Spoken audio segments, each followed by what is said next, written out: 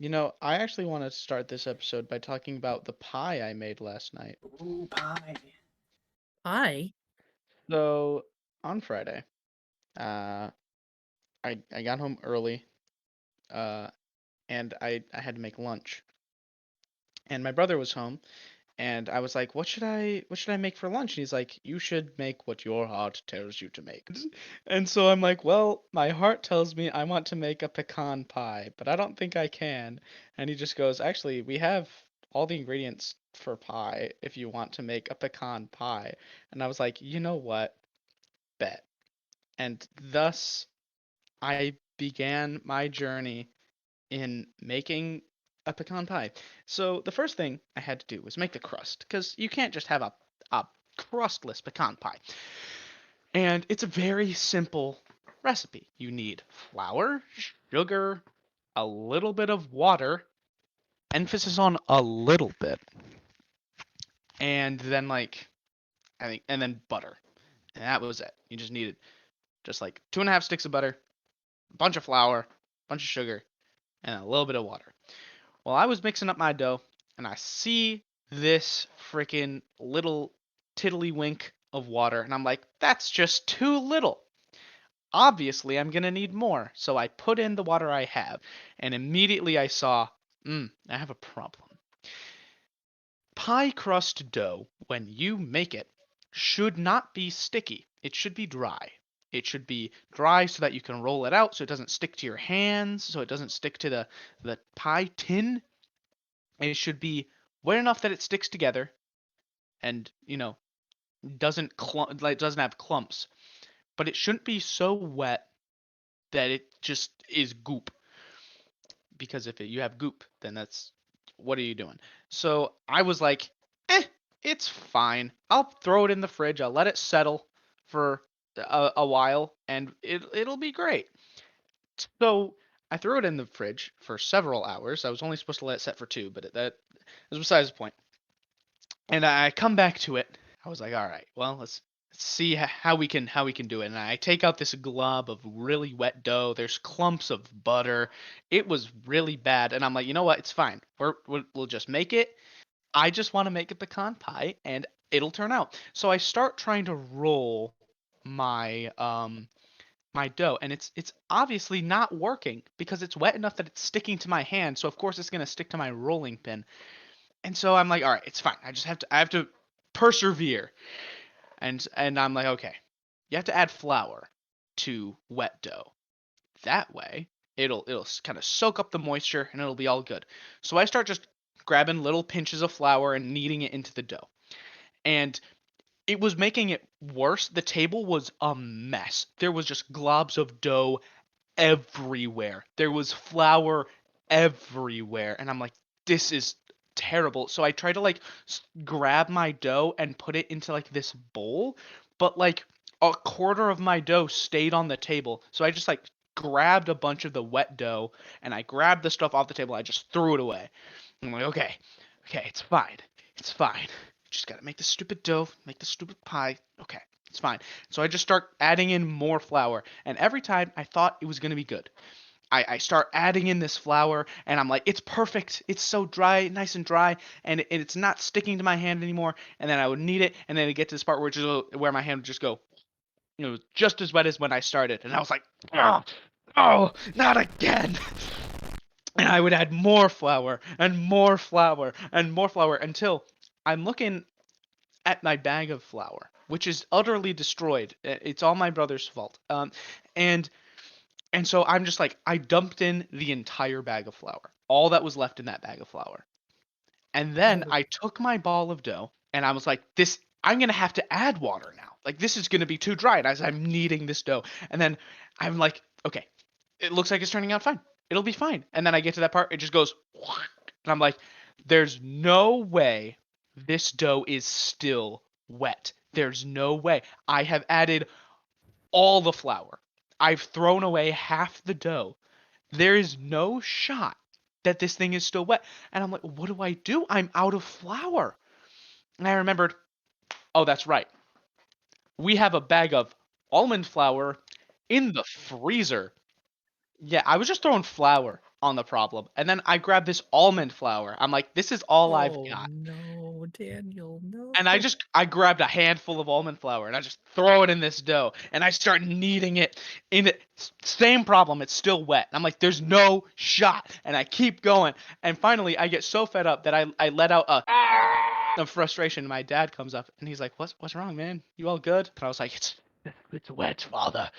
Hearken to me, look at the dough, it is wet! The moisture prevails! And so finally I was like, okay, I gotta look this up on YouTube. I need to see what I have to do because this isn't working. And it's like, so if you have wet dough, you're gonna want to add flour. I'm like, bruh, I'm out of flour!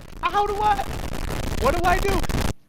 And then it was like, and after you've added the flour, let it sit for 5 to 10 minutes. And I'm like, oh, No! of course. So I just take this bowl of dough and I just set it on my kitchen table. I'm like, I'm just gonna leave it. And so I went downstairs, watched an episode of Bad Batch, and I come back up to my mortal enemy. And at long last, it was perfect. There was no wetness. The clumps of butter had been eviscerated by my wrath. I was so angry at this dough, and I'm like, finally, it's over. And I'm like, start rolling it out.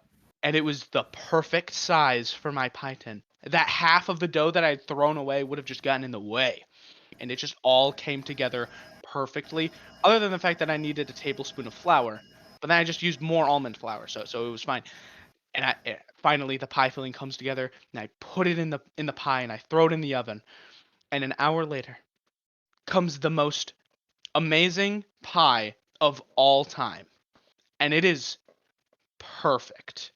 I don't know how, but through my absolute vengeful rage toward this stupid flour and the stupid dough, it it is genuinely the most amazing pecan pie I have ever eaten in my entire existence.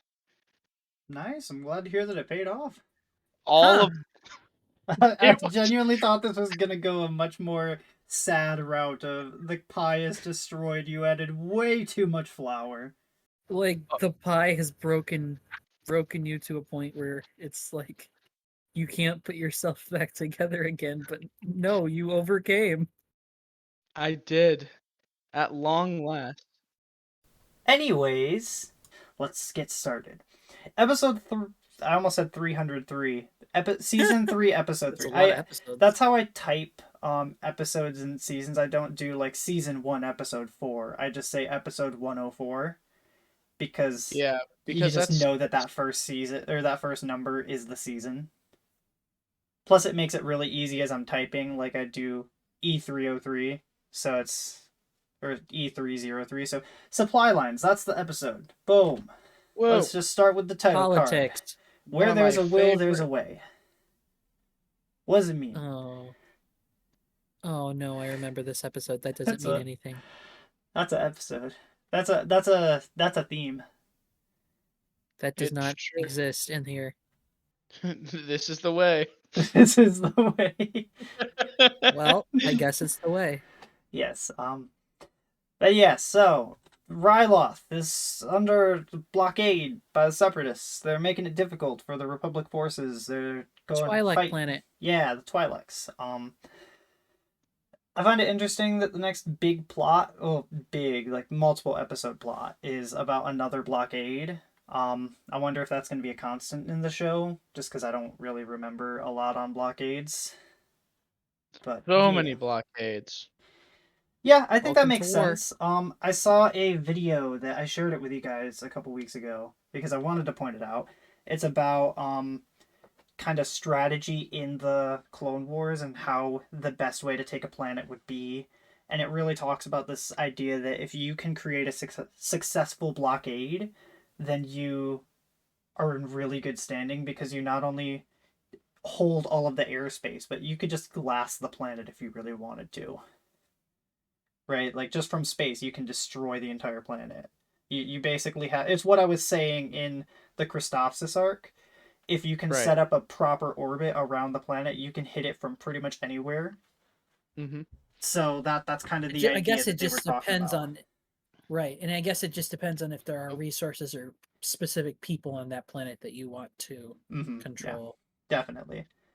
So I added a note here. I said I wanted to talk specifically about the canon number of Republic clones versus Separatist droids. Because I remember us saying something about their. I don't know where this came from, but I remember hearing something about there being like 1 trillion battle droids. That's a lot. If that's the case, I don't know if that's canon, but if that's the case, then oh man, that's a That's a Oh, lot of battle that's a droids. lot. that's Like that. you're literally outnumbering the clones 1,000,000 to 1. Mm-hmm.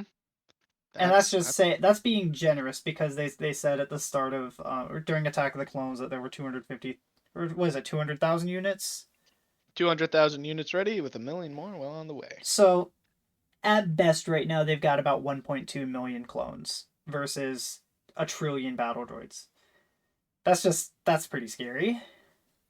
Yeah, not very promising for the war effort. Yeah. Let's see what's next. Oh yeah, so General Dai and the Twi'leks. They're Yes, I love a they're very fighting. inspiring name for a leader. General Die. Yeah, General I Dai. know. I wonder what his fate's gonna be. Interesting. His full name is Ima-Gun Die. Is that what his name is?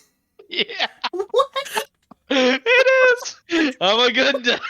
They didn't even try. They didn't They were even just like, try. It's all so right, we have weird how you there's this needed to. pattern of placeholder names that just don't get changed. We've got Savage Opress, we haven't met him yet, General Loathsome, and Master Amagundai.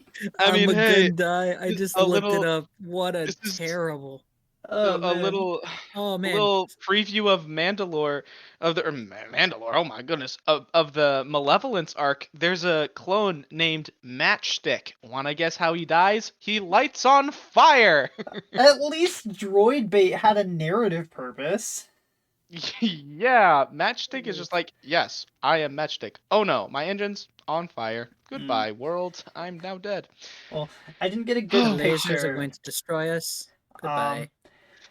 I didn't get a good picture of it, but General Dai pets a Rylothian blurg, which, Wumbo name by the way, but the blurgs are Wumbo name. in what is it? In They're in Mandalorian Mandalorian. episode Mando, 1. yeah. Yeah. They're pretty cool. I thought those looked familiar. Yeah, I was just I like, know I they were "Hey, in remember it's them Clone from the Wars. them." show. They were in the Clone Wars first, and then they got yoinked by Nice. Mando. All Gee, it's right. like the guy who made the Clone Wars worked on Man. Oh wait. Oh, Wait a wait minute. a minute. Guys, I think I've uncovered some sort of conspiracy here. Oh, I think so.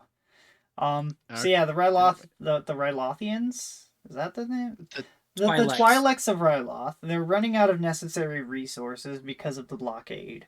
The Republic's trying to find alternative ways of delivering goods to them. Boom, that's the next picture. As General Dai is like Such an L name. such a weird name. General Die.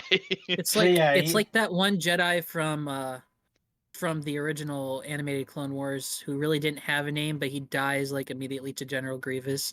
But he looks like Shaggy, so everybody calls him Jedi Knight Shaggy or something. That is his name in the credits. Really? Shaggy. Shaggy. It's Mhm. Shaggy. Because he looks like Shaggy. Because he It- looks like literally like Shaggy. That is the purpose of that character is to look like Shaggy and die. And to And scream. die. And to scream and freak out. Nice. That is also true. Yeah, so General Dai, he contacts I'm assuming it's a frigate, something. It's a ship in space, and the guy, the admiral there, kind of looks like General Hux from the That's from true. the Force Awakens and Last Jedi. He looks like a Hux with brown hair. Mhm. I thought that was kind of interesting. So then he contacts the Jedi, and yeah, he's like, hey, they need stuff. They need the yeah. They need the supplies, They guys. need Yeah. supplies to And keep then them he alive. dies. And then he Yeah, dies. he dies right after that. But then Oh. we're just playing a game of telephone here. The Jedi, they talk to Bail Organa, who is on his way back from a relief thing. I don't know, from some sort of from politics. Mm. And apparently the Republic has the resources to supply Ryloth with the needed aid, but Mace Windu says they don't have the range to reach Ryloth. So they contact Bail, and they have a plan to have Bail talk with the Toydarians. Like, the Mhm. idea is that they're attempting to use the planet as a means of refueling and resupplying on their trip to Ryloth. Right. So, can I just ask, what does Mace Windu mean by they don't have the range? Are we talking like I don't Is know. it fuel Like not related? it could either be fuel related or it's just like man, our ships can't go that far. I'm What gonna do you talk mean? about it in like Is two it like minutes, but is it I'm like an fine with this enemy? being an issue currently. Just, if it is an Yeah. issue, then why hasn't it been an issue before? That's just my only Is thought. Right. is it range as in it's deep into enemy space, or is it like Oh yeah, that could be a thing. Huh. Um, Mm. See, I initially thought that Toydaria was the planet that they needed the supplies from, but Mm. then the but way the show no. explains it, I thought they meant they need the range to get the ships there. Are we gonna talk about the map? Yes, but we're almost there. Okay. First, we're going to Okay, because that's bring a up problem I have. yes. So next, in the scene, we're about to get to the map, but Dooku and a tactical droid discuss the idea that Bale is attempting to negotiate. Apparently, they figured that out. Oh, because of a transmission. I remember that. That they tracked the transmission and they found out that Bale is going to negotiate a treaty with the Toydarians to aid in the effort. Mhm. So now let's pull out the handy dandy galaxy map. We're going to be using Whoa. this quite a bit, and I've highlighted the four planets of interest. Here is Ryloth. It's right here. It's R17. I've highlighted it. Camino is going to be about here. It's like S14, S15 range. Coruscant is right here. It's like Mhm. KL9 or 10 or something. It's, near the center. And then lastly, Toydaria, which is R11. So, Yeah. what's the problem? Right. Um. Oh, Who knows, man? I'll Who tell you what knows? the problem is. So, here's It's another all the interesting way up thing. here Well, when you it's just in need to hut go down space. here. It's in hut space, so it's very easy to get there. Don't you control hut space? Yeah. Yeah, not necessarily control, but after the deal you had in the movie, you should be able to move through there, right? The only explanation that I have I don't. is that they need to get the supplies from Coruscant to Ryloth. But even that doesn't make sense because they were able to get supplies to Christophsis super They're easily, right on a and stinking they're on hyperspace the lane. same run. And then Camino's right here. It's really close. Toydaria is the Mhm. same distance away in the opposite direction. So the best case scenario is the idea that they need to get from Coruscant to Toydaria to Ryloth. And if the problem is fuel, Right. it's not going to be that much of a problem to get from Coruscant to Ryloth, and Toydaria isn't going to help much in that regard because you're going You out of your could way. literally stop on Unless any of these planets. I mean, unless literally every single ship in the Republic Navy is running out of fuel for some reason. Like everyone, there's just a mass Tabana gas leak on all of these ships. I don't. What's the problem? I did come up with a bit of a counter, and it's the best counter I can come up with, and it's still not that good for why this is happening. And the only counter that I can really come up with is the idea that they want Toydaria to be sided with the Republic because the longer they wait, the higher chance Toydaria will side with the Separatists. That's the Right. only thing that makes some semblance of sense. so it's just a political move. But yeah, that it's a political move. But even then, it's like, that's a really weird political move to do unless you have studied the Toydarians and you understand their idea of You're empathy. you're But, literally wasting people's lives on Loth to convince someone to join your side. yeah. Right. Yeah. But yeah, that's kind of where we're at. That's the episode. That's where we're at, and I feel like it's already kind of falling apart. But Bale goes to Toydaria. Um, and here's if the episode hasn't fallen apart yet, it's about to fall apart again because there's Jar Jar Binks, baby. Woo! Yeah, He's he back. looks worse in this than in live action. He does. Oh, he's hideous. I'm sorry, he's terrible. The voice acting's fine for sounding like Jar Jar, but I still hate it. Mm-hmm. You So, thought he was just an ugh, episode 1 and episode 2 character. You were you wrong. thought I'd like to wrong. introduce you to Sigma Jar Jar. Are you ready for him to go on an adventure with Mace Windu? Oh, frick, I forgot Oh about man, not again. Oh, that's gonna be weird. that. So yeah, Freaking Rich, I they forgot. talk with the Toydarian king, King Katunko, right? Yeah, you got it. Yeah. Wow, you Yeah. nailed it. Yuko. So Toydaria is a neutral system, and that's like causing tension between the Republic and the Separatists, sort of. I don't know. Um, the Trade Federation works with the Toydarians, and they want to keep them from allowing the Republic to stop and refuel here. So, yeah. King Katunko tells Bale that Toydaria is a neutral system, that he can't help with whatever they're being requested to help with. But Bale, he makes a case that this isn't a war effort, but a humanitarian crisis. And when he Right. makes this, this argument, that's when Lot Dodd shows up. Now, He's in a a prologue, senator. we had Count Dooku send him there. Yeah, that's in the that is in the episode. I just forgot to mention it.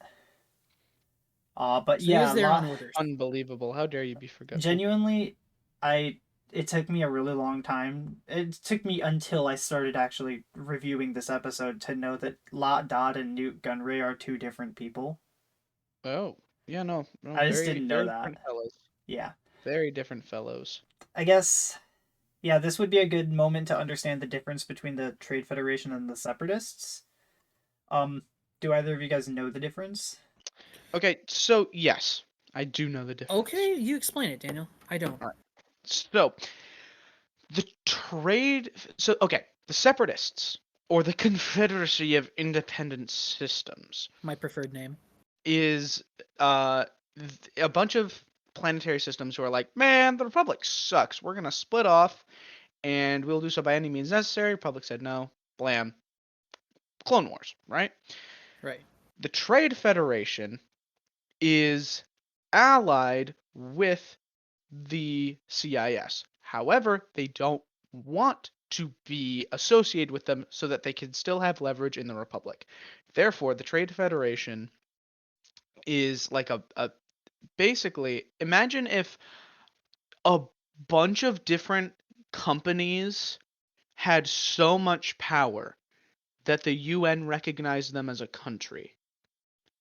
That's the Oh, Trade Federation. so kind of like what was it? Like the Dutch East India Company or whatever. That essentially like had almost like all of Southeast Asia and India at one point. Precisely. Yeah, the first Wikipedia entry for them says the Trade Federation was an interstellar shipping and trade conglomerate that existed during the waning years of the Galactic Republic.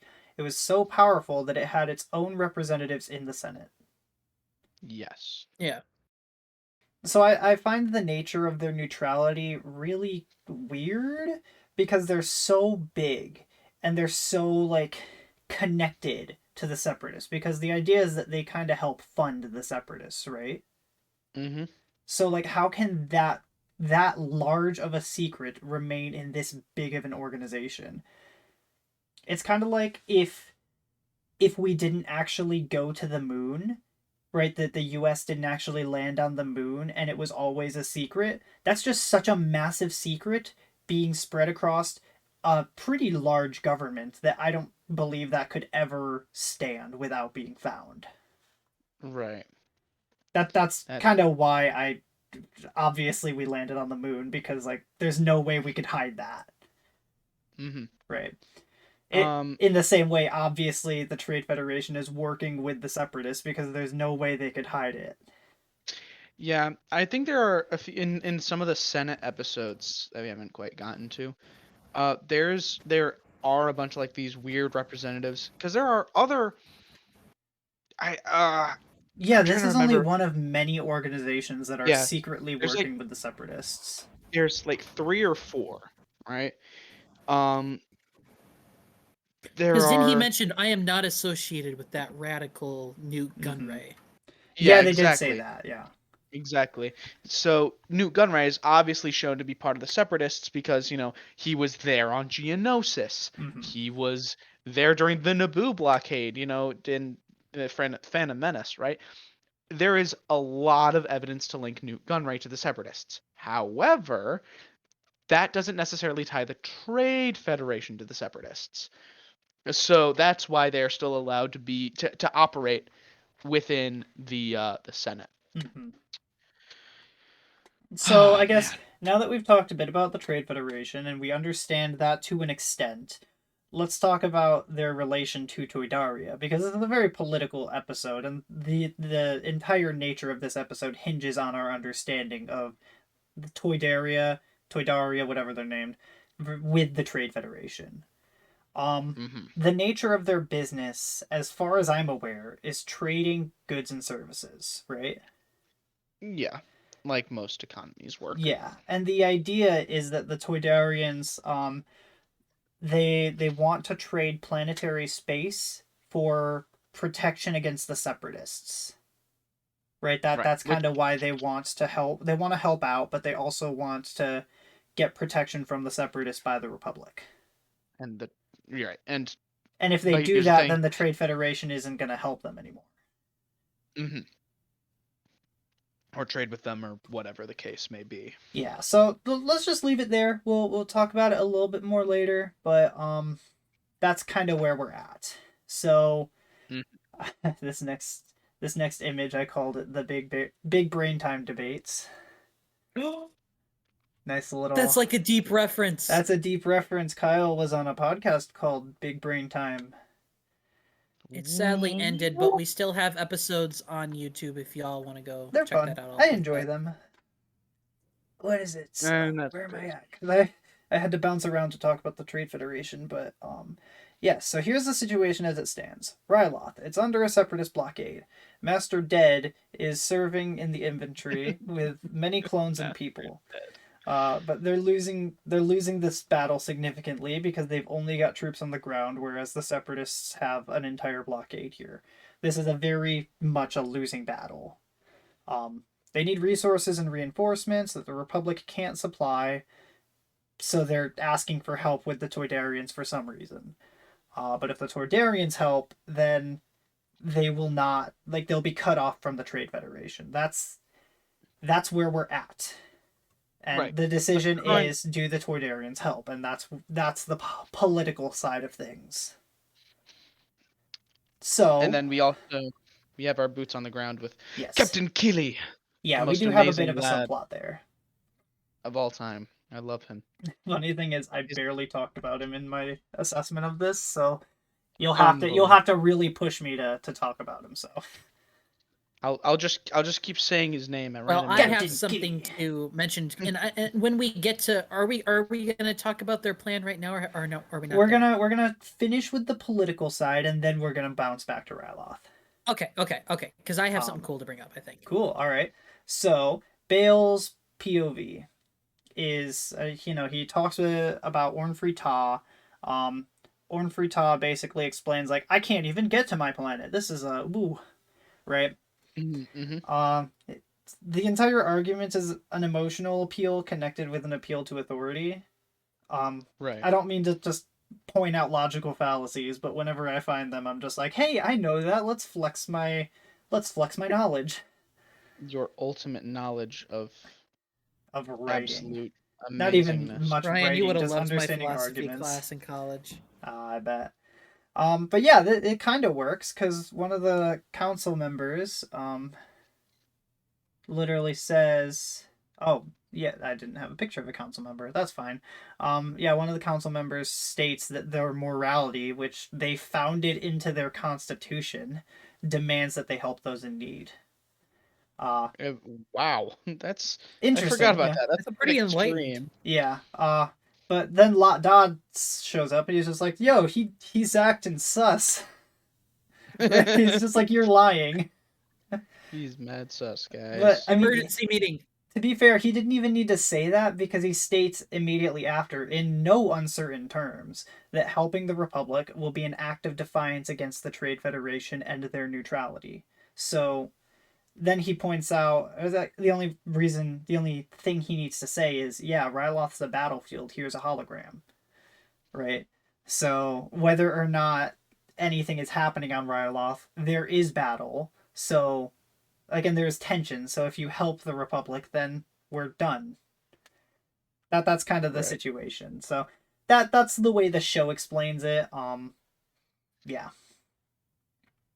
Um, and to be fair, when it comes to this, if I was King Katunko, I honestly like that'd be a very compelling argument because, as far as I'm aware, this exchange of goods and services is mutually beneficial, and the Toydarians need the Trade Federation. I don't Rather know if that's than true. Like it could just be yeah. like, I'm getting rid of luxuries to help, but it Hmm. seems more like, no, we need your help.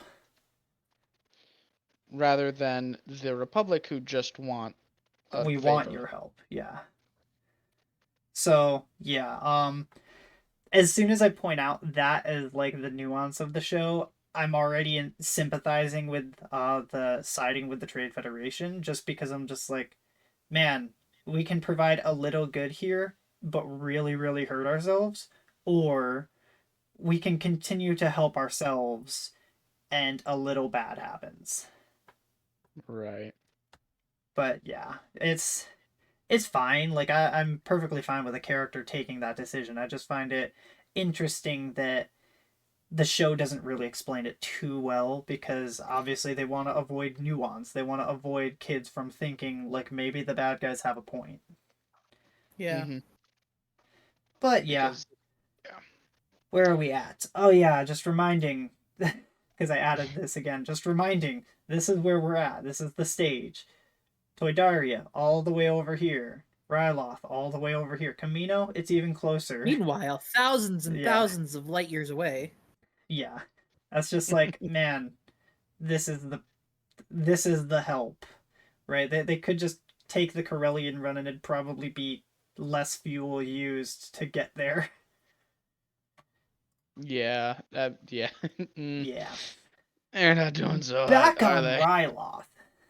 General Dai, he has a plan because they've only got one gunship left, and he's just like, we're gonna use a bomb, and we're gonna battle of Thermopylae them, and like create only one small access point so that we can last stand this. Hmm. Again, They're ignoring the fact that they can be glassed from space, but uh, yeah, I guess as far as if you can ignore the ships in the sky, that kind of works. And it's not even like we're trying to win this fight. It's we're trying to lose this fight, but take a long enough time losing that the Twi'leks can have enough time to Twilocks. the Twi'leks have enough time to escape. Right. It's Well, not here, even like we need to defend them at all costs. It's like we just need to buy some time, lads. Uh huh. and Yeah. don't, and they have a freedom fighter leader, don't they? Yeah. This is our first glance over at good old Cham Syndulla. Yeah, He'll be Jam. back. He'll be He back. will? Yeah. Oh yeah. Oh, I didn't know that. All right. I want to mention something because I originally watched this with Ryan, so we watched Yeah, I this remember together. this. And Ryan brought up a really good point that I would like to bring up. Okay. And I don't remember my why point, would but all right. you? What? I don't remember my point, but all right. Okay. Why would you let your Jedi general risk his life to Oh yeah. last stand? To last stand this and give himself up, even though he's a general. He's probably important somehow, even though I've never seen him before. You know, he would be important. You would want to keep your, as many Jedi and generals as around as you can. So why would you? Yeah, I see Why where would I you wrote allow him that to now. risk Yeah. himself? Yeah. Mm-hmm. I saved that criticism for when he dies, but I definitely Okay. agree. This is a massive defeat for the Republic. Right? It's not even just a, oh, we lost a planet. No, we lost one of our few generals. Yep. Our few It, Jedi generals, right? Like, let's remember, I think the canon is like 200 of the less than 300 Jedi died on Geonosis. So they have mhm. less than 100 Jedi generals to lead the clones. Generals who aren't experienced, but are just barely more experienced than the clones, right? Yeah. That they have to save the galaxy. Of Right. course they're going to lose this fight. So, I would like to bring in some historical context. Let's and I'll make this quick. I won't stay too long on this. So back in, I believe this is 41. 19, no, not 1941. 1942. Um, we were in we as I mean we the Americans were in the Philippines, and the Japanese were trying to take over the Philippines, and they were they were doing it. They were going to take over the Philippines because this is after Pearl Harbor. Um, Right. and leading the forces was General Douglas MacArthur, who is a pretty big name. I mean, that name should sound familiar. He's at the time he was one of our highest ranking military generals, but he was prepared to stay there and die with his men because he didn't want to leave them behind. He was ready to last stand it and hold out until the end and possibly be captured or killed.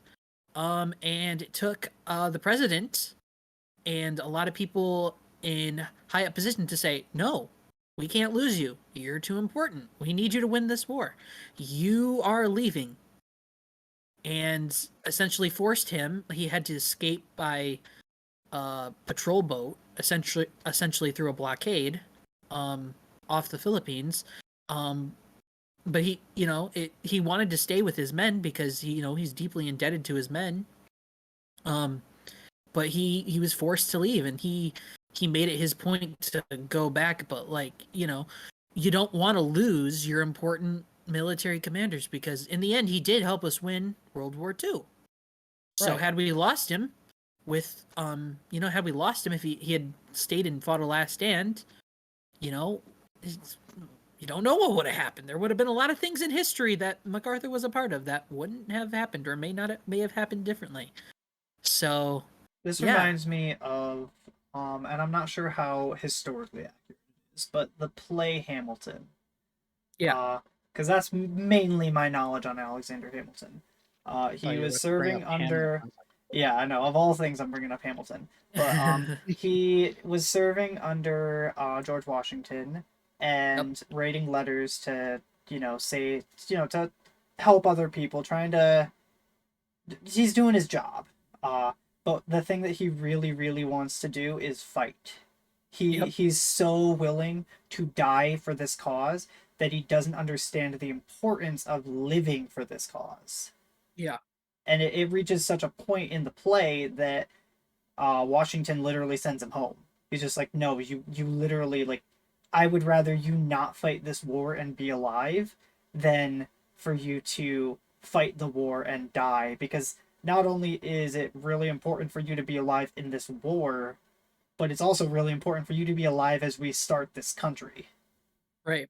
Which Right. is which is a testament to how we won that war because we lost a lot of battles, but Washington never lost the army.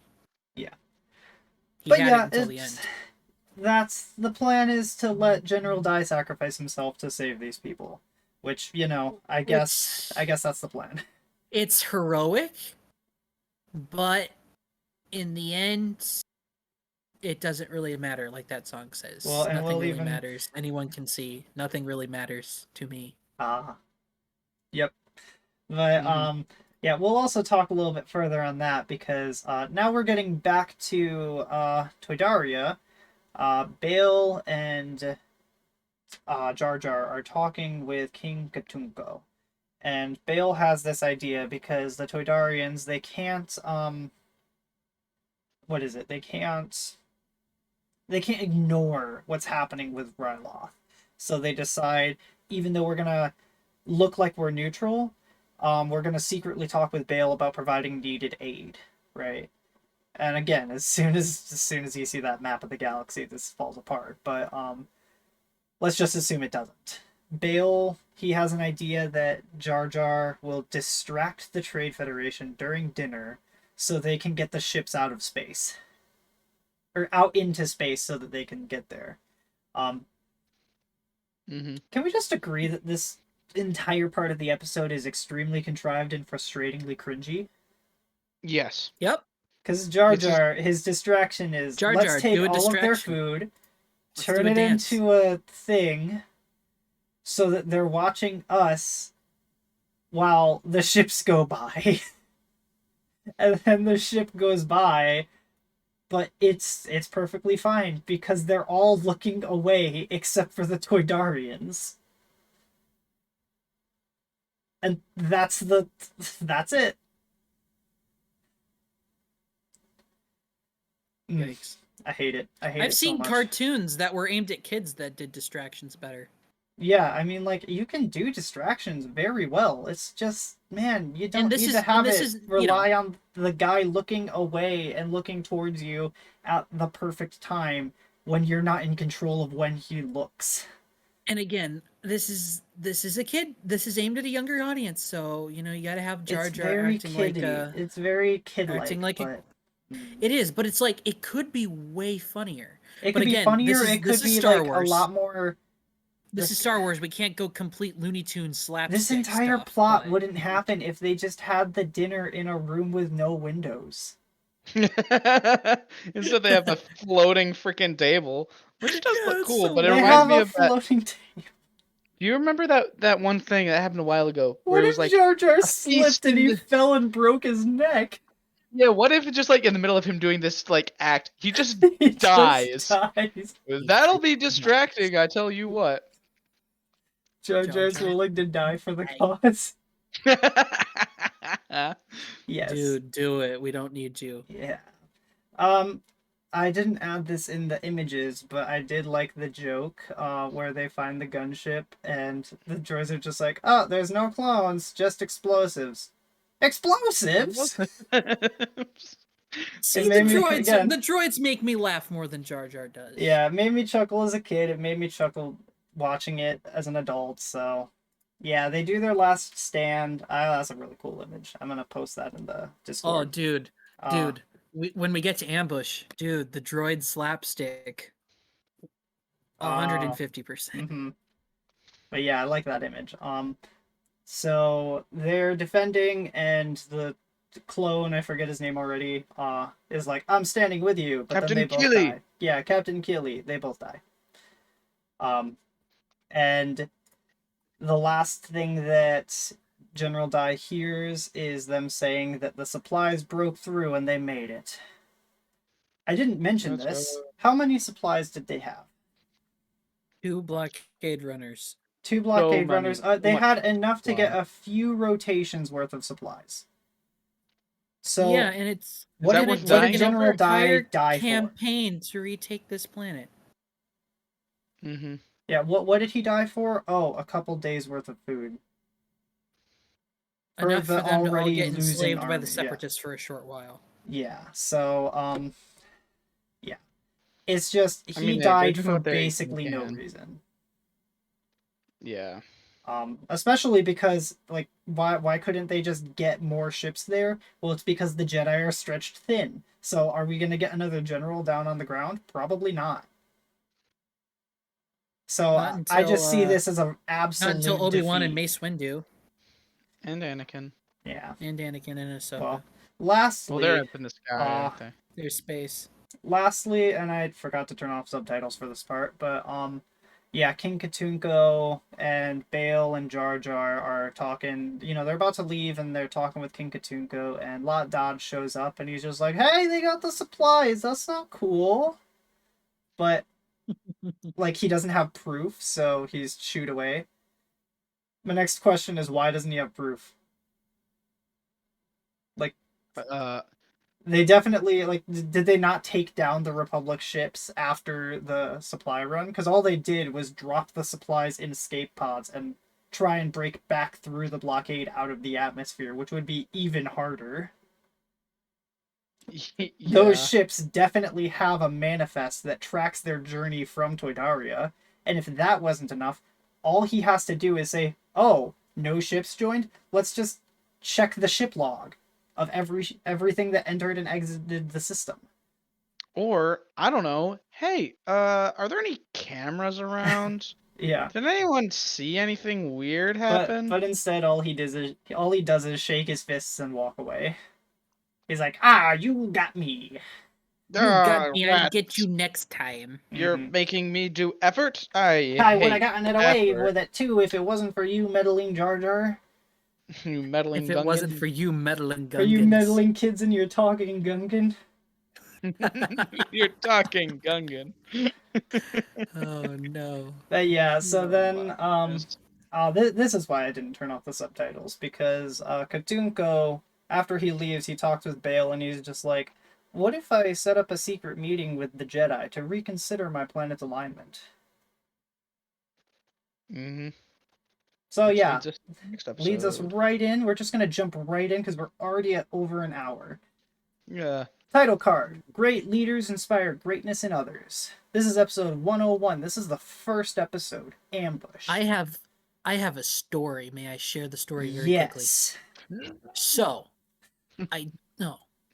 Well, Good. I don't remember what I was watching before it, but I actually caught this episode when it first ever aired. Oh. The Nice. first time. The I have no idea what the heck I was watching on Cartoon Network when this came on, but I was watching something. You were watching and Star then Wars: The this, Clone Wars. Well, I Yes. was, but there was something on before Star Wars: The Clone Wars, and I don't remember what it was. But Johnny this was many, Test. many, many moons ago. Probably not Johnny Test. Test. Probably not that. I never watched Probably Johnny not. Test. What else was on? What else was Oh, on Star Wars? jeez. Or not Star Wars: The Clone Wars, Oh, on Cartoon man. Network. It wasn't Adventure Time. I didn't Avatar: watch The that. Last Airbender. That was Uh, Nickelodeon. That was Right, Nickelodeon. you're right. I don't know what I was watching, but this came on. Scooby-Doo Mystery Incorporated. You know what? Let's say it's that. That was a show. Let's say it's Scooby. I think it was actually on after something that was Scooby-Doo related. I don't remember. Oh, neat. But Star Wars: The Clone Wars came on, and I caught it when it aired. So that's a cool little bit of history right there. Yeah. I was there. I was there when it happened. I saw it happen. He was there when Do the not- sacred do not texts tell. were written. Man, I was making that joke, but I stuttered too hard. Ha ha! I made it louder and first. No. Mumbled. Okay. So great leaders inspire greatness in others. I think that's fine. Yeah. Yoda's kind of inspiring in this episode, for the most part. Mm-hmm. Yeah. But getting into the episode, It's time to change my profile to. he's doing it the- again. Oh my goodness. Hold on. He can't keep getting away with this. I can't keep getting away with it. Yeah. Okay, so Kadunko, he's on the planet, and he's just like, "Where did Yoda go? Where he at?" And then he's met by Asajj Ventress and Count Dooku. He appears in a hologram, and he's just like, Oh. "Kadunko, what's the line? He says, "How can the Jedi protect you if they cannot protect themselves?" Oh ho! Suddenly, out of hyperspace, frigates. Yes, frigates. But before we get there, we're gonna go back. The image went short. But the voice actor Corey Burton, he really good as Dooku. He's very good. It's Burton's a crazy. very Like good I voice I actor. genuinely sat there for a second. I was like, wait, did Christopher Lee voice this episode too? Like he's just a really good voice actor.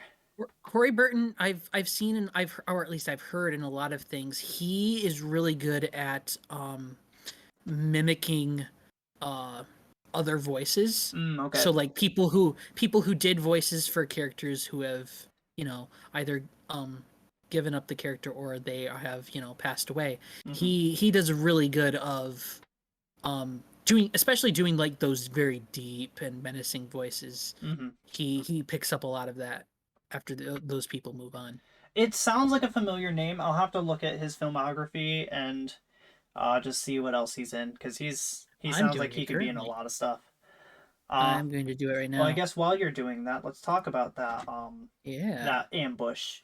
The ships, It's an they come ambush. out of nowhere. They are separatist munificent frigates. I looked that up. That's why I posted a link to a non-canon like list of all of the ships. Uh, so this is a Republic consular frigate, and they are Mm-hmm. being attacked by two separatist munificent frigates. Um, but Woo. yeah, that's a better image. They're both pretty large. I don't know the way it's shot. It looks like um the Republic frigate is much smaller, but I think they're about the same size. Anyways, they're getting shot at, and Yoda, what is it? Yeah, the clone admiral that is in charge tells Yoda that they have to retreat, but Yoda's just like, no, no, no, no, send me down. Like, let's do it. And I got this, bro. yeah, Whoa. let me see. I don't have a picture of it, but it cuts back to Dooku for a second, saying that Count Dooku, the droids outnumber the Republic, like very, very well, and oh yeah, he does claim that the droids outnumber the Republic 100-1. I'm just gonna leave that in the open, and Hundred.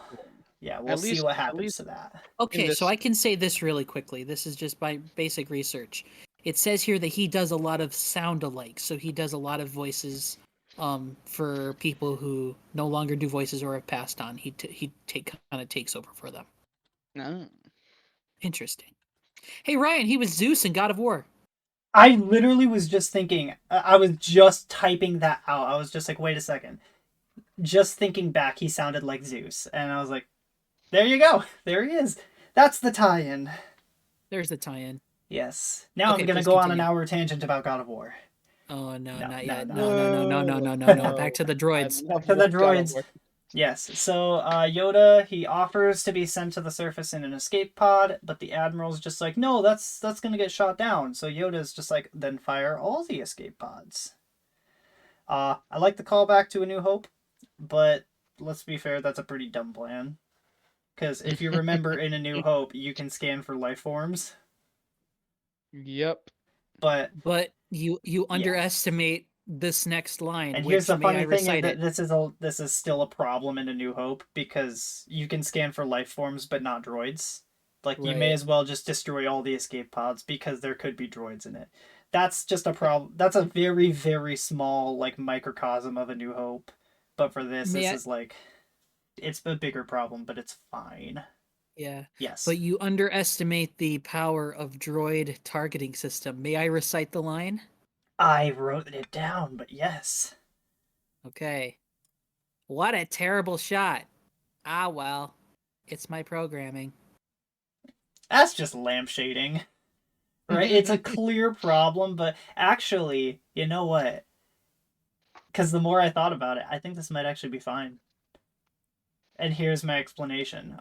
Really, you had a problem Boy. with this when we watched I it. did, but then I thought about it. These are B1 battle droids. What are they designed for? Infantry combat. They're not Ooh, good designed. point. They're not designed to run ships.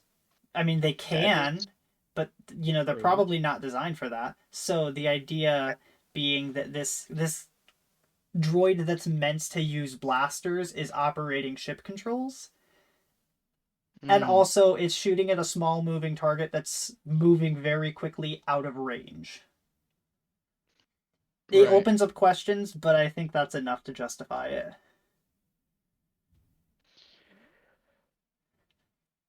But yeah, that's that.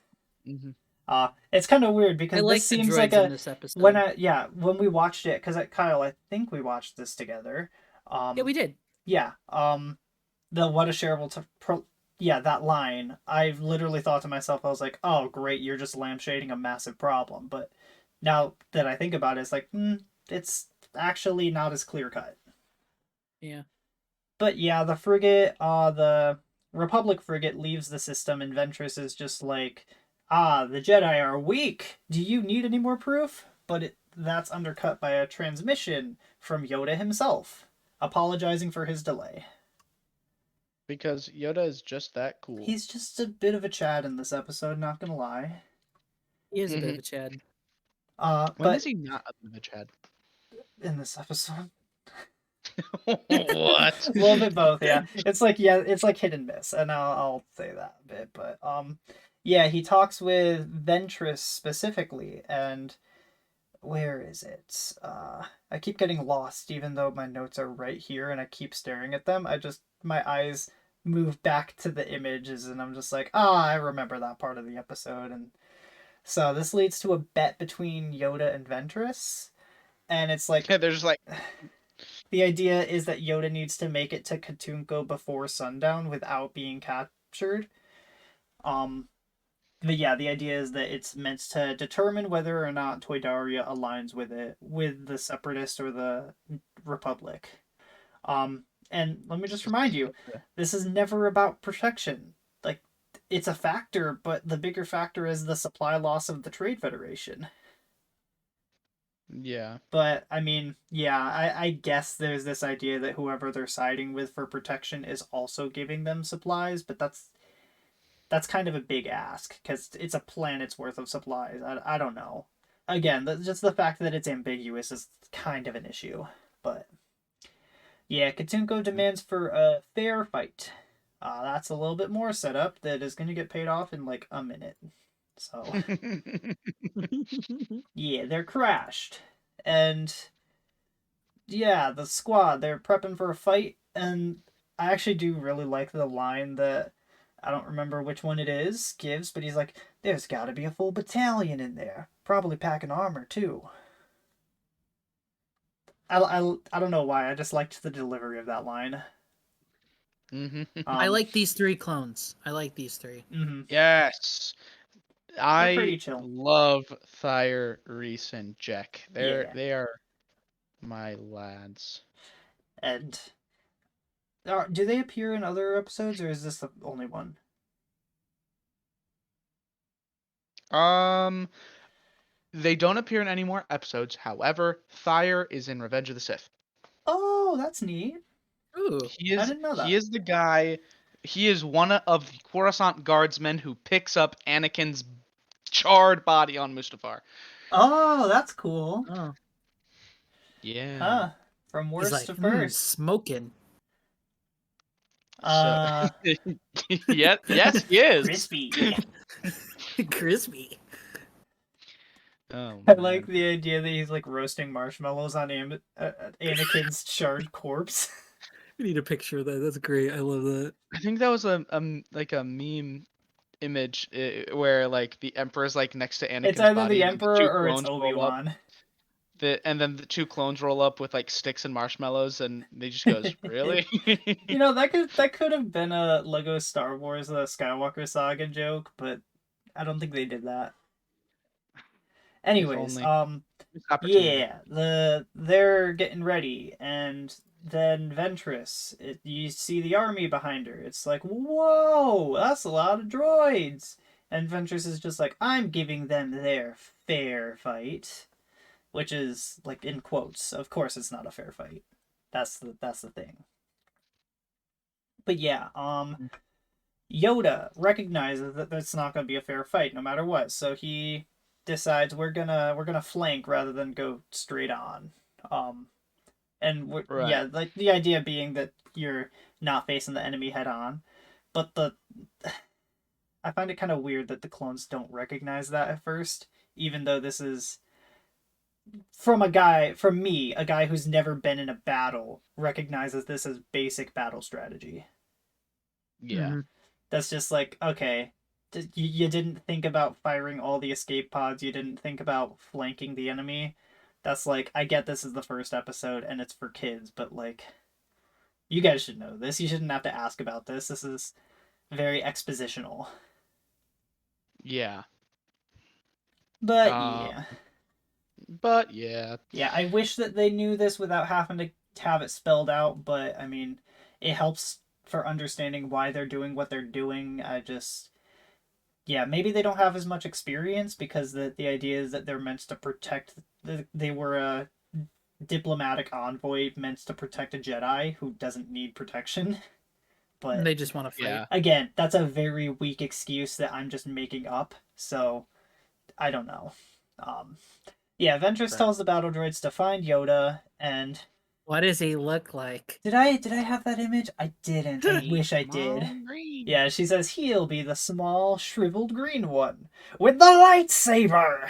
And they're He's like, small, He's like, huh? small, We'll huh? find We'll him. find him. Yeah, we'll take care of him. I love his optimism. He doesn't even get the lightsaber part. He's just like, he's small. Oh, we can handle that. Which is funny because earlier in the episode, the joke was that he couldn't hit a small target. Yeah, they couldn't hit anything, and now it's just like, oh, We got him. this. He's small. Small. Oh, this is gonna be easy. No worries. Yeah. So I'm guessing there's a time jump here because the droids are in this forest and they're trying to find Yoda and the clones. Well, I have forest in quotes because it's It's like coral. it is a yeah, coral I reef. described it as a super overgrown coral reef on land. So basically, this world used to be an ocean planet, kind of like Camino. Really? Yes, So- but then they kind of like they separated from the huts, and the huts were like, that's kind of cringe. You shouldn't have done that. So guess what? No more ocean. You know those It's feelings just back where, to something happens and you just slouch back. You're just like, what? That's Yeah. kind of my thought because it seems so cooler if the idea is that all of this was just a forest that it just grew normally. But the idea that it's Right. an ocean and this is life that was designed to live in water that's now not, but it's still somehow alive. Because like it's hard, but it's not like Yeah. it doesn't look dead, right? Dead coral looks very different from living coral. So hmm I guess that's an explanation, but I don't like it. I like the idea that this is just natural, but yeah, Yeah. it's a cool concept that led to an environmental obstacle because they're advancing and Yoda's like, we don't care because they can't reach us. And here's a frustrating part is they're advancing, but then the droid commander says things like hold it, stop, wait. I counted it's a total of 8 times before the droids actually stop advancing. Which Mhm. that shouldn't happen for droids literally designed to follow orders in battle, but maybe that's faulty programming. I don't know. I said, hold it. Stop. He's like, stop! Stop. I mean it. I made And it this time. Now here's one of a line that I really really like for meta reasons. It makes me laugh Yes. because of the meta. He says, Yes. "We're too big to fit in there." No, we're No, not. we're not. Watch this. What's this? See, we had that distractible reference, and I think it was the first episode, but then it actually This is it. happens. This is then it. This- No, we're not. Watch Let's this. go. He literally says, "No, we're not. Watch this," and then we have the droid literally Proceeds to ram facepalm. his tank into a coral. Yeah, and he and, like, he knocks facepalms. himself He's just out like, of the "Yeah, you're tank. right. He's like, next time, Next listen time, to follow me. orders." Yeah. Oh, the fridges that must have been killed for such a joke. Ah, yes. Makes me shudder. But Yoda says, size is not everything. Smaller in number are we, but larger in mind. In mind. I like the Empire Strikes Back reference. Right? I mean, the writer for this definitely knew... They had their knowledge of Star Wars in mind when it came to this. And Definitely I feel with like... Yoda being like the wily, like, kind of like enigmatic, like, oh, I'm thinking, but I'm not thinking the way you're thinking. So in totality, we have seen 1, 2, 3, 4. This is our 5th episode, excluding the movie. In reality, this would be our 9th episode.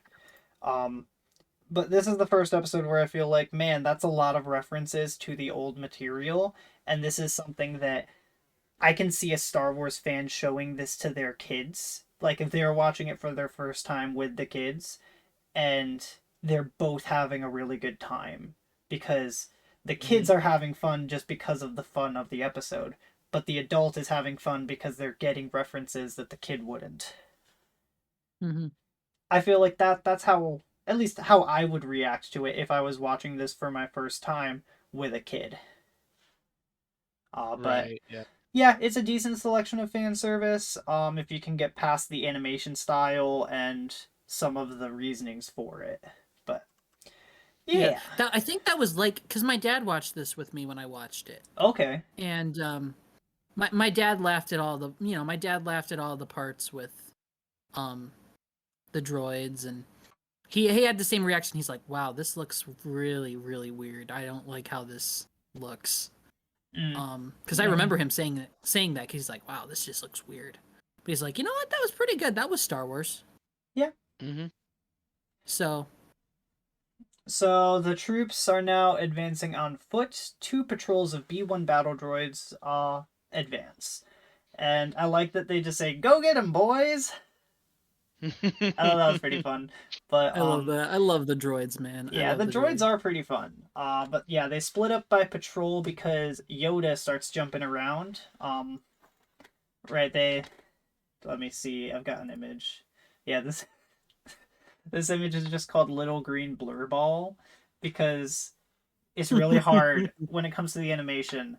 They understand motion blur, so I had to I've been going frame by frame to try and get a good image. But for this shot, there's just not a good image because all you see is a blur of Yoda going by.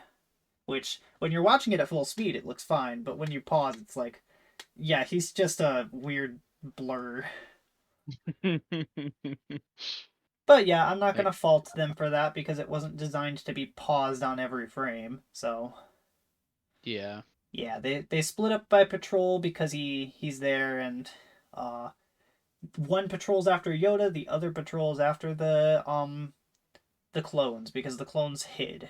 Uh and one of them says, "Okay, clankers, suck laser."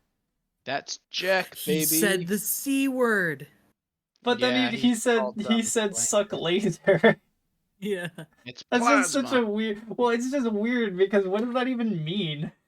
The bigger problem is the fact that they have insane plot armor. Like every single one of the droids dies, but no one even gets hit in that one. But it's okay because next a squad of B2 super battle droids are showing up, and they're a lot Hmm. stronger and they're more Oh, powerful.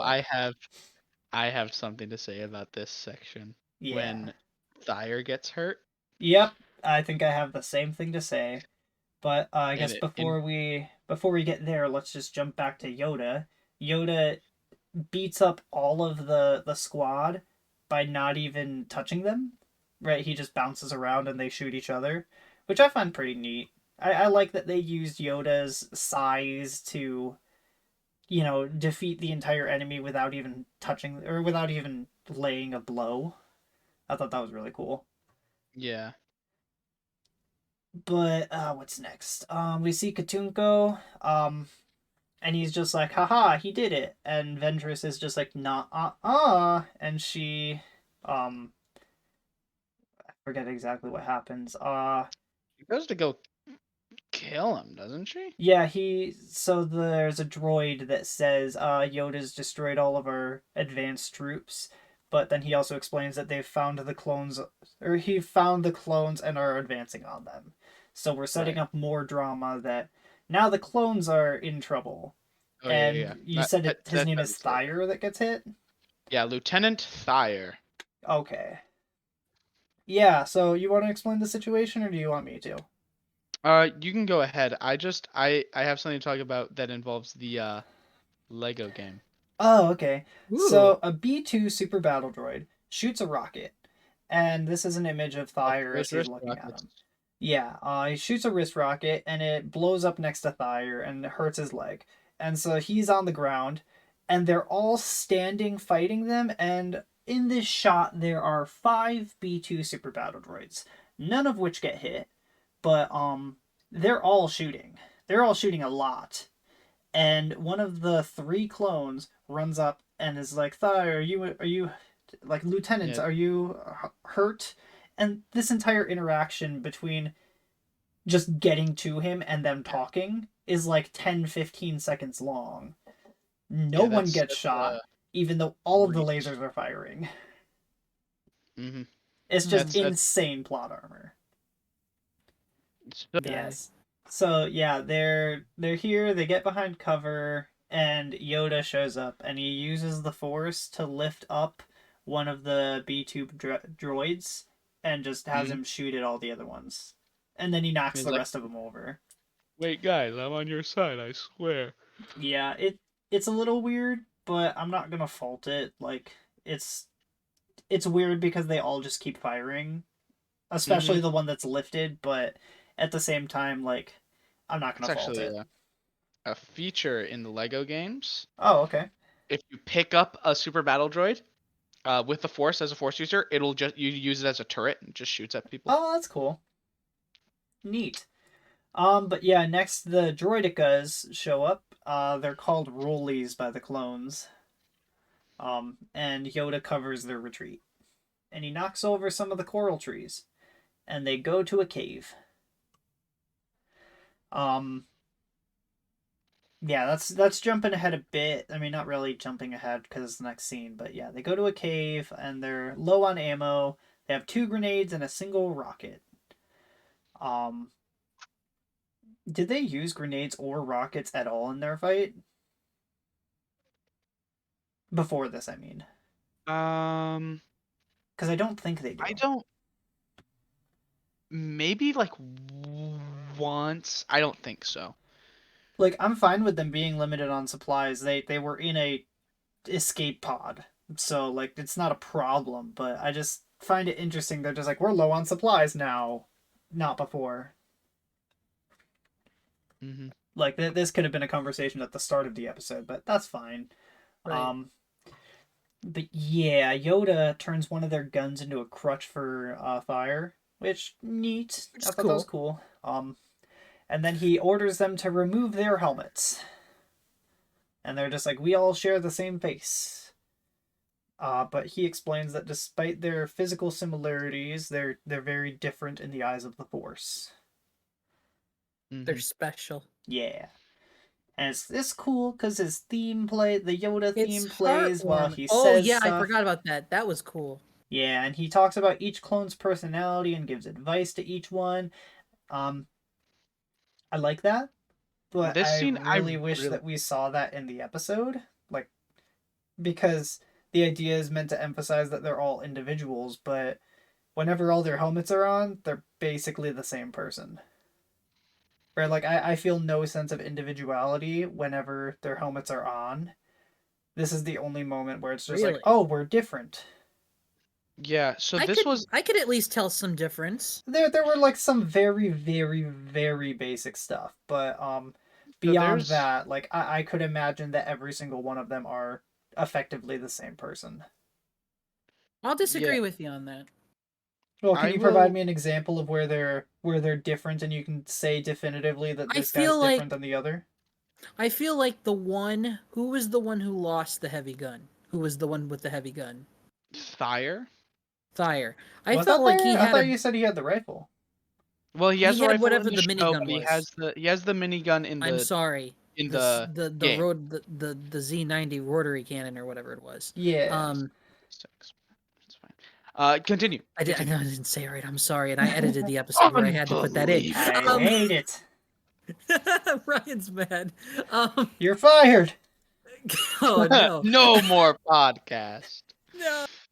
Okay, so I feel like continue. he was a bit gruffer or a bit like more ready for the fight than the other ones were. I just felt there was like a bit of difference, enough difference in his personality I could tell. I don't really agree just because Oh, even the it's clone guy's against me. Oh no, help!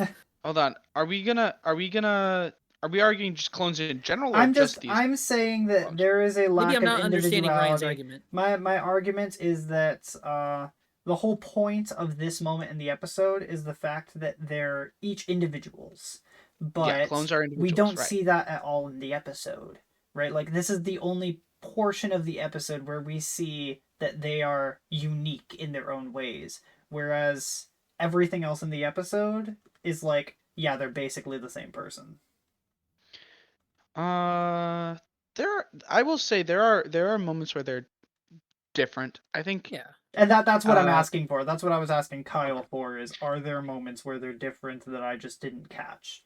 Because okay, I don't think I caught any moments where they're individual. I see. I I want to believe you guys. I want to agree. right. I just need some arguments. I will be honest. I did not get a chance to watch this episode before we recorded, so my Same. I memory will haven't be watched it since I hazy. watched it. However, yeah, I'm trying to think. I know Thyre has that, that more leader aspect to him.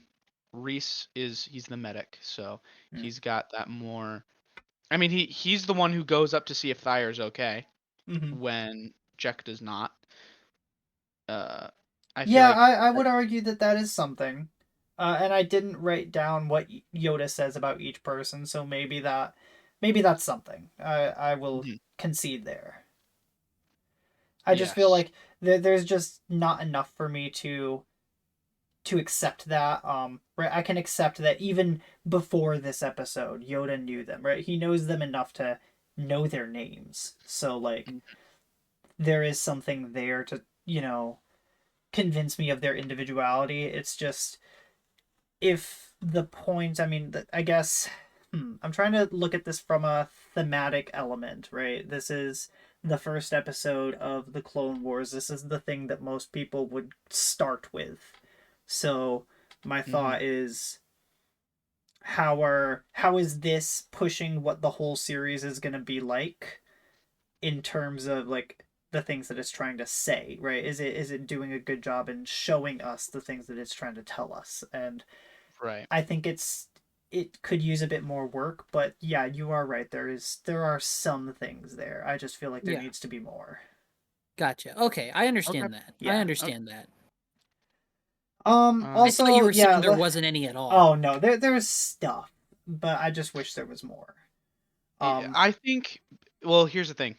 This is the first episode of this show ever, right? Mhm. And one of the big things that this show does is personify clones as individuals in general. This isn't necessarily as much of a here's how these specific clones are different. It is here's how clones are different in general. Because we see this theme isn't super strong here. However, it is very strong in other areas. Look at Umbara, the difference between Fives and Dogma. Huge differences, Mhm. which we will get into when we get to those episodes. Or the differences between Rex and Cody, or who else? Like Slick and his other men. Yep. Characters we've seen so far. Watching this chronologically, there are differences between clones. I just think this episode didn't do as good of a job as showing it in the characters that it presented us with, but I think that this is an excellent way to show clones in general will be different from here on out. Because if we're looking at Attack of the Clones, characters are the clones are just clones. They're one-dimensional slates, not even 2D. They're just a gun that has been CGI'd in to have a body, right? They're just there to fight and die. There's a little bit of dialogue between Cody and Obi-Wan in Revenge of the Sith, but that's just to show that they have worked together in the past Mhm. and that they get along. There's no personality there. So Um, I guess if that's kind of what the Clone Wars is about, because I actually I timed it out. This scene is a total of 2.5 minutes. It's almost to the second, 2.5 minutes in a 20-minute episode. So I wonder if this idea that we're adding personality to the clones, because that's only like half of this scene. Like mhm, they spend the first half of the scene talking about like, what are we gonna do, right? right. So we've got about a minute of talking about the personalities of the clones, and then let's just be generous and say another 2 minutes of showing the personality of the clones in the rest of the episode. That's like 10% of the episode versus what else do we have here? We have a little bit of politics of the Toydarians. We've got this game. I mean, the vast majority of this episode is dedicated to plot. It's this game of will they make it there on time, right? And a big part of this episode is dedicated to Yoda. I feel like this is trying to ease people into the idea of what the show is going to be about in being about the clones. Right. But yeah, for an official first episode of the show, they could have put a lot more effort into that. But again, they probably put more up for, they probably wanted the movie to be the first arc of the show. Right. So, I mean, in the movie being about a little the clones, but more Ahsoka. So, yeah, it's fine. I don't want to fault it for this, but it's definitely weak, right? It could be a lot stronger. And I think that's where my argument kind of ends. Because yeah, I point out that the cave scene happens. I don't know how long that is in narrative, but in the timeline of the episode, it's only about 2.5 minutes. And what do they do immediately after? They hear troops approaching and they leave the cave. So I just wonder what was the point of them going in the cave to begin with. I mean, the idea is that they have to rest, but they don't really rest. They have a conversation and then they leave. That could have been a time jump, but it didn't really feel like a time jump. But yeah, we'll move on just because I feel like we've talked enough about the cave scene that we're not really going to get very far unless we really dive deep into it. So yeah, the group, they see the squadron of tanks and Yoda tells them that he's going to start the engagement and give them a signal to help. And I actually do really like the line that he gives. He says, "Have you three I do. Outnumbered are they?" And that's just like aw, you're cool. Go get him, buddy. Yeah, you get him. Yeah, Yoda jumps down there and they oh yeah, there's the image of Yoda, like they're outnumbered. It's pretty cool. But yeah, the droids contact Ventress because he's just sitting there, and she's just like, "Shoot him now!" Shoot him now! Yeah. You want to shoot him now or when he gets home? I'd like to shoot him when he's in the comfort of his own home, maybe lounging on the couch, perhaps. I got the reference. Yeah, so they shoot at Yoda, and jeez, I forgot about the image that I said. It's right as the shots land, so it's just a giant explosion. This is like one frame of it, but it's great. But yeah, he jumps up and he's like got a little smoke on him, and then he lands and his lightsaber deploys, and it's like, oh, you're doing that for that. That's definitely a fan service thing. Yeah, that's definitely for the sake of promotional pictures for the show. Yeah, Yes, I remember seeing that a lot. Even as a kid, and even as an adult, I watched that moment for the first time when I was reviewing this, and I was like, yeah, that's pretty cool. That's pretty But yeah, I've watched it like 3 times in prep for this, so it less cool. It's like neat at most for me, but it's cool. I enjoy it. And then he just starts shredding tanks. Yeah, he just destroys everything. I'm just gonna say, like, is it fair to say that there's a lot of plot armor here? Yeah. Yeah, he shoots. It's weird because he says that he's gonna give them a signal, and then he gives them a signal by shooting all the droid parts past them, and they're just like, "Wow, he's doing really good." Like they don't help the clones. I don't think that was a signal. Well, he did say he was gonna give them a signal. Yeah, but I don't think that was the signal. But he doesn't give a signal after that. I think that was meant to be a signal, and they just didn't realize it. But yeah, we can move past that because Ventress. Oh, here's the next thing that I want to say. They're still really far away, and it's kind of entering sundown. Like we're reaching sunset, and they are, from this image that I have, they're like at least 5 miles away. Oh yeah, that depend. Yeah, how did they get there so fast I at the don't end? get it. They just teleport Unless like that's the Nightcrawler. smoke from no, because those are explosions that are happening. I was gonna say unless that's the smoke from the first battle, but that's not it.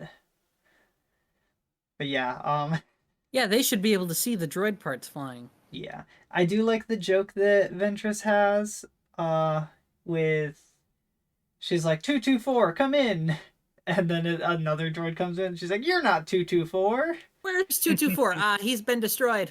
and then he immediately I'm gets taking up the destroyed. slack. That was pretty fun.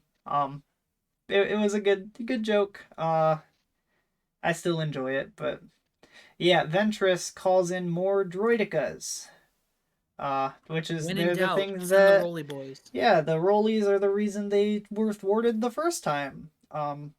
But then the clones, because they have the high ground, they thwart the droidicas by Droidicas, using their because force final field rocket. force field can't save you from a landslide. Well, admittedly, like this just reminds me of Mulan, Oh, hey. Yeah, right? I mean, they hit the yeah, thing and then it just destroys them all. And it's yeah. just like, I like that movie. Yeah, going back to Katunko, because that's basically the end of the fight. Mhm.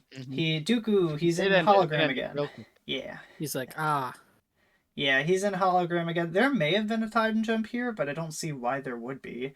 But right. yeah, Katunko's just like, you're right. A Jedi is not worth 100 battle droids. More like 1,000. And Yeah. yeah, he decides that he's gonna ally with the Republic. But silly But Dooku's like, kill Katunko. him. Yeah, he's just like, kill him now. So my Kill him first thought now. is just like, what did you expect? You literally just declared war against him while surrounded. Yeah, what did you expect was gonna happen? Yeah. It's just like yeah. So yeah, Ventress is about to do the deed when here's a funny thing, because this takes place in like 10 seconds. They're not in the background, and then suddenly Yoda and the people are in the background. They're just suddenly there. Yeah, they're just suddenly there. Even though one of them is walking with a crutch. Yep. So yeah, they're there. Fire is just like, guys, slow down, please. Slow down, come on, guys. I gotta walk. So yeah, they have a bit of an exchange. Ventress says, "I don't fear you, Jedi," but Yoda responds, "Strong you are with the dark side, but not that But strong." not that strong. And then he Yeah. just takes her lightsabers. I also like I like and I hate the way that Ventress escapes. Because she blows up her own ship so that a bunch of rocks fall over, and it's very reminiscent to Attack of the Clones when Dooku knocks stuff. He's trying to knock stuff on Anakin and Obi-Wan, and Yoda saves them by lifting his arms up, which like that's cool. I like it, but it's the same problem with Attack of the Clones. Like, what does he do? He just sets the rocks down when he could even use them as a weapon, right? He could do anything, but yeah, he just lifts the rocks while Ventress And Ventress escapes. has this goofy run as she just. It is very goofy. Yeah. And again, it's always blurry, so that's the best image that you're gonna get. She's just like, haha, you'll never catch blurry me. Yoda. Yeah. Blurry Yoda is just the best. I don't know what you guys talking Weird. about. Imagine if he was always like that. You're just like Oh, walk that would into have a hurt room my as a eyes. youngling. That feels like watching Army of the Ugh. Dead again, where everything is blurry. Oh, it's the worst. Imagine you just like walk into class as a youngling and like, greetings, younglings. You just see a just gyrating. I see you ball. forgot your glasses today. You're like, what? Uh, What is happening? ah. Oh man. And then I guess so we've had a lot of bad, but I think that the episode ends pretty well. I really like the exchange between Dooku and Yoda. Yoda says, "In the end, cowards are those who follow the dark side." But then Dooku replies with, it's a pity I wasn't there in person, my old master. Mm-hmm. And Mm-hmm. then Yoda That just ends, it's a pity indeed, my fallen apprentice. And it's just like, oh, well, nice little back and forth. That's cool. I would see another fight with those two. Yeah. Oh yeah. So yeah, Katunko, he swears loyalty to the Republic, um, and to the Jedi. And the episode ends after a Venator ship arrives with a gunship, and it picks everyone up, Mhm. and that's the final shot. And the episode's over. It's the da da that thing. Yeah. Ba-da-ba-da-ba-da-ba-ba-ba-bwah. Yep, that one. So, what are our final thoughts? Oh I man. liked Ambush more than I liked Supply Lines. I I I think will that's the agree. case, just because I found Jar Jar really cringe in that one. Mm, it's a Jar Jar episode, guys. Yeah. Uh, Yeah. there's more of those. Yeah. It's just Just demoralized. yeah. Um, Yeah, I feel I like as far as this one goes, it's not bad. It's just a lot of plot things can be rehashed to fix, and I think they need to look back at the theme. And it's the same thing with just about every Clone Wars episode. They need to take a look at the theme because the title card is well, ultimately the they either theme, need to look and at the theme or they have to have a completely different theme. yeah, they either need a different theme or they need to understand why their theme is what they I want to say and better say it. and I don't want to hate on Ambush too much because I actually do like Ambush. It has problems like anything. It has I am problems, but I happy to like it. hate on it, but Oh, yeah, I oh, think it's well, all right. I'm here to be a voice of optimism. Yeah. Well, I'm happy to hate on anything that is deserving of, like, you have problems and we need to talk about them versus I mean, I'm happy to hate on Shazam too. I saw that yesterday and I hated it. It was pretty awful and I'm happy to hate on it. But at the same time, like there's good stuff in this episode. There's good stuff in Shazam too. So, I'm happy to talk about the good stuff too. Yeah. What do you think, Daniel? Um, I find I agree with you guys. It's a Jar Jar episode, so it wasn't great, but it wasn't terrible. I don't think. Uh, Spoilers. I like Captain Keeley. He's hot. I mean, anyways, Whoa. and I really like Ambush. That's I think that was one of my favorite levels to play um as a lad on the Lego game. So I very much enjoyed that. I really like Ambush, especially you know what I was talking about earlier when with like how it's setting up, how it's showing the progression of showing clones as people. So yeah. Hmm. I guess to give some final thoughts on Ambush, I think that it's well, I guess to give some final thoughts on them both. I feel like Ambush is it's fine. I wouldn't say it's necessarily a bad episode, but it definitely needs some work. I'm happy to call Supply Lines a bad episode. Just because Yeah. fundamentally there are some massive issues that I mean I had to pull up the map a couple of times just to think like how do things work, right? I don't Yeah. understand Mhm. why Toydaria is a factor at all in this fight. And at the same time, like the way that it goes into ambush, I'm like I don't really understand what this is beyond a political move. So it's like it works better in ambush, but definitely not in um supply lines. And I can't really fault ambush for it because supply lines came 2 seasons after. So like can you really blame can I blame the OT for the problems of the sequels? I don't think I Right. should. No. So, yeah, I feel like Ambush is a far better episode, and I'd almost be inclined to say that it's a good first episode. I'd say it's a It's decent. slightly below decent is my thought. But Okay. yeah, I think that's fine. I'd put it at like probably 3.5, 4 out of 10, whereas Supply Lines is happily in like maybe 2.5 out of 10. It's not good.